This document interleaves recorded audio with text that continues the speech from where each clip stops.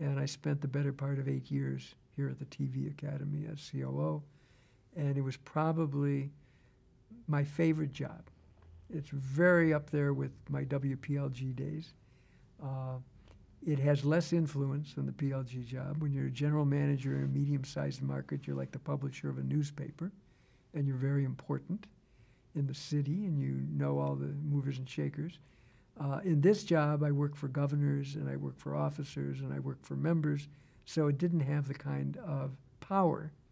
But there was a side to this job that I loved, which was meeting the icons I saw on TV when I was young.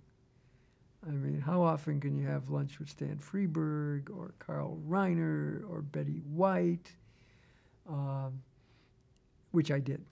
And I know these are older people, but these are the people I watched on black and white TV when I was a kid.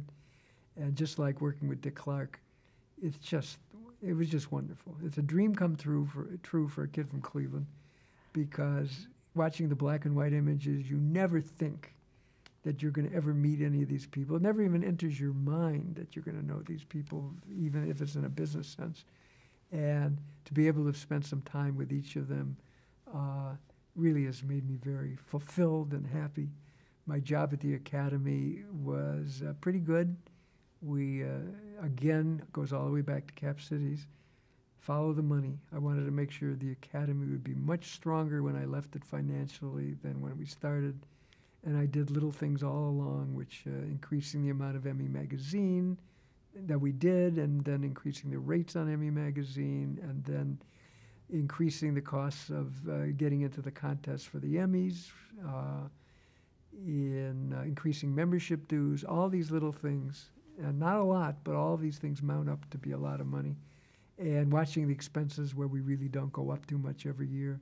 And all that went to the bottom line. And I left almost 8 years later with our bottom line being more than double when I came in. And I always used to say, now we can do anything we want here, as opposed to the government that first spends it and then tries to figure out how to bring it in. We brought it in, now we can spend it. And that's part of my business background. But on the personal side, the people in this TV Academy, the staff, it's just a great group of people, really is. And I didn't have to make many changes, if at all. I think there was one.